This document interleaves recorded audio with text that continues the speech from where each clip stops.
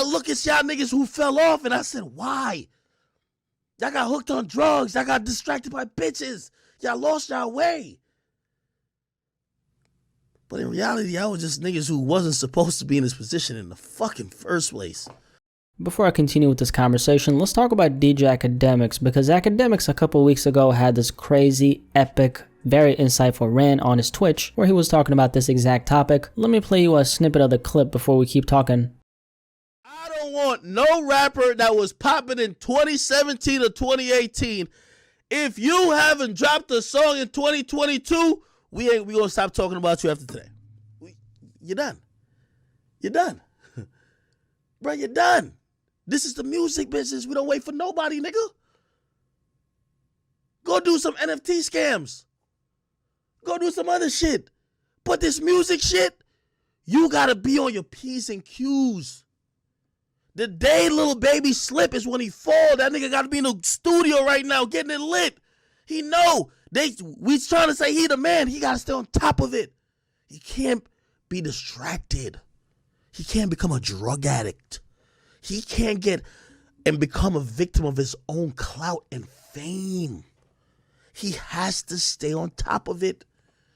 The bum-ass rappers who came out in 2017, yo, I'm telling you, give half these niggas back to the game. Bring XXXTentacion. At least we knew he was going to be here and be on top.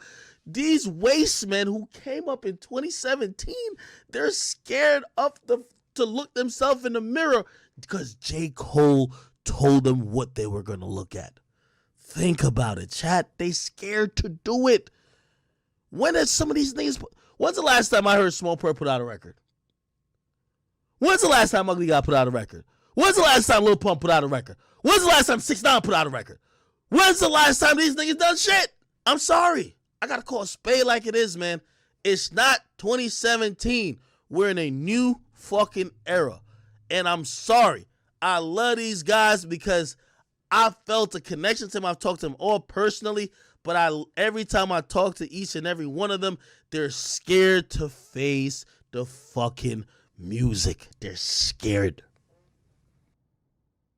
I'm gonna leave a link to the rant because I think it's epic, and it got me thinking about a lot of things as far as the rap game. How come so many rappers are coming and going just like that? How was 6ix9ine so on top of the world at one point just for nobody to care about him a few years later? How come Lil Pump went through the same exact thing? Same with Smoke Perp, who came up right along his side. The amount of competition in the game right now is scary. The amount of rappers who are blowing up right now, it's scary. The amount of rappers who fell off these last couple years, it's even scarier. An entire generation of rappers I feel like have been left behind these last couple years. Now hip hop is just like any other industry, in with the good, out with the bad, and every few years we have a different set of rappers who are at the forefront as far as the poppin' ones. Right now it's guys like Polo G, Lil Durk, and Lil Baby who are at the forefront as far as the most popular ones, right? Just a few years ago, we of course had the Lil Pumps and the 6ix9ines who are taking over, but those guys have been washed away with the waves as time has went on, mainly because guys like Pump and 6ix9ine built their entire careers off of antics and clout chasing, which is anything but a sustainable approach to making a long-lasting impact. If you ask me, by the way, clout chasing is dead. We've been there, we've done that, we've seen what it looks like, and none of us want to experience that shit ever again. It's gotten to the point where if I see any rapper who's building their career off of gimmicks blowing up, I don't even listen to the music, nor am I interested in it. From my observations, this is how most feel towards the clout chasing shit these days, which is why all the guys who are moving like that, they all faded into irrelevancy. I think this generation of hip hop fans, someone like you, if you're listening to this right now, there's two things you value over anything as far as rappers, and correct me if I'm wrong. Number one, you value good music. That's of course subjective, so whatever is good music to you, just look at it from that lens. The second thing you value is consistency. So just getting good music from your favorite rapper once in a while, that's not really enough. And this mainly applies to the new rappers, not necessarily the people who've been around for like a decade or so. So that consistency part is very important. Pretty much all the rappers you will look at and say they fell off, they don't have those two things, which is something Akademiks touches on. The name of the game right now is to consistently apply pressure over the span of a long time, which is why, as an example, Live Life Fast by Roddy Ricch failed. Roddy, at the peak of his success, essentially eventually went ghost for 2 years and came back with an average release, which didn't really connect at all. Now I actually thought that strategy would work, but it didn't work. Had the same project drop within 1 year of Antisocial dropping, I think it would have done way better despite Live Life Fast not being all that good. We can use a guy like Polo G to draw a comparison between Roddy because they were both coming up around the same time. They're in the same lane. There's also a lot of crossover as far as fan bases, but as of right now in 2022, Polo G is ahead of Roddy Ricch. Roddy by no means has fallen off, but the point I'm trying to make with this comparison is because I want you to pay attention to the contrast between someone who's consistently been applying pressure, Polo G, and someone who took their foot off the gas for a little, Roddy Ricch. Now like I said, Roddy has not fallen off. Let me just make that very clear. He's not in the deep end. But this is what's happened to pretty much 99.999% of all the guys who've fallen off these last couple years. If we're gonna go deeper, because everything is not just about applying pressure, that's very vague. And Akademiks spoke about this as well, but we're talking about the lifestyle, the drugs. A lot of rappers from this generation are falling off because they're falling in love with the lifestyle rather than the process of making music. And that right there is a recipe for disaster. The drugs is having a very detrimental effect on these rappers' drive and work ethic. Popping pills and sipping lean for years on end will have a negative effect on your drive to keep up with your peers. What do you guys think happened to Famous Dex? Famous Dex didn't just fall off because people stopped checking for him. Dex fell off because of the drugs. The drugs slowed Dexter down big time, and that led to him getting left behind, and as a result, he couldn't keep up with his peers, which is not surprising. The lifestyle is literally killing a lot of rappers' careers, and most times we don't see it because they don't document it on social media, but you can tell because the output slows down, they're not as hands-on in their careers. The fans ask the rapper, when are you dropping music?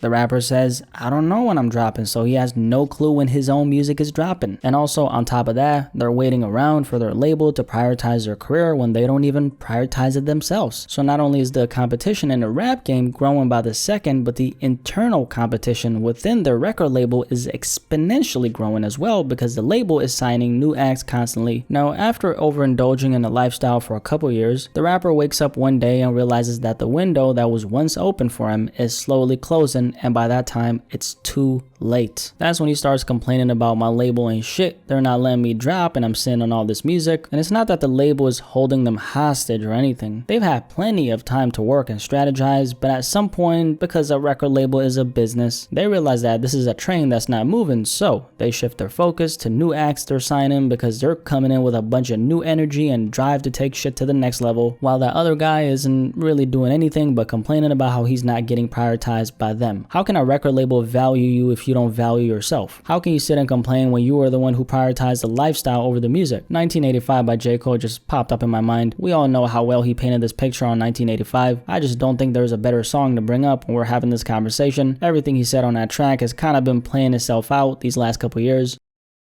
I think the oversaturation of the rap game has also been greatly contributing to the fall off of a lot of rappers. That of course goes right along with the competition aspect. Let's also keep in mind that the majority of the rappers who are coming in aren't even supposed to stay to begin with, meaning they're gonna come in, they're gonna have a good 2 to 3 year run, and that's that. And if you think about it, that's not really a failure. I always like to say that making it as a rapper in the first place is a blessing because there's millions and millions of people who are rapping and want to make it into the rap game, but 99% of all those people will never see the light of day, as in they won't even make it into the industry. That's just reality. Life is not fair. It is what it is. So if you can come in, make a big bag for a couple years and, fall off, well, consider yourself lucky because you're in the minority anyway. And the ones who do fall off, by the way, none of them are really broke. They're still going to get their money just due to the strength off of their name. Now that money won't be close to what they made when they were in their peak as far as relevancy goes, but it's highly unlikely that they'll be clocking into a 9 to 5 ever again is what I'm trying to say. The fact that we live in a generation where things are moving so fast is a big part of this conversation as well, and that's something none of us have control over. It's the time we're living in, and this goes beyond just hip hop. I mean, I could wake up tomorrow and suddenly fall off, boom, just like that.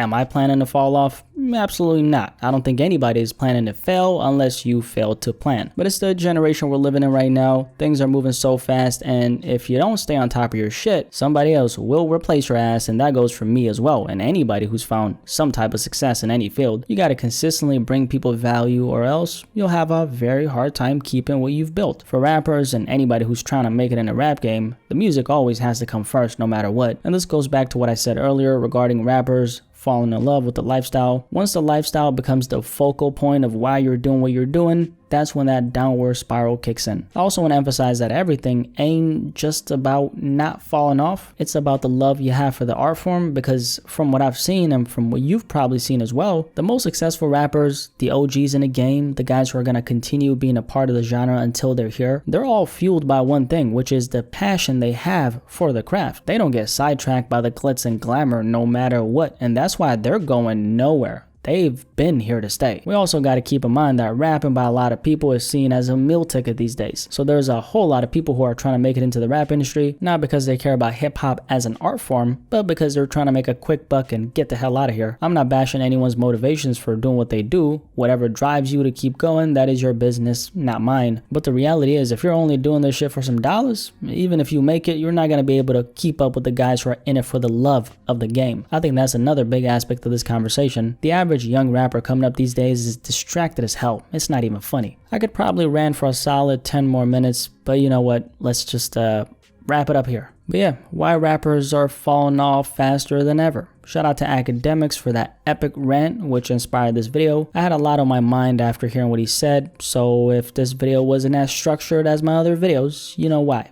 Anyway, what do you guys think about this entire conversation? I think this is a really important discussion. I mean, we're all seeing rappers falling off left and right, and it's happening at a very high rate. Do you agree with some of the things I talked about in this video, or maybe not? Definitely let me know in the comment section below, and let's have a discussion about this.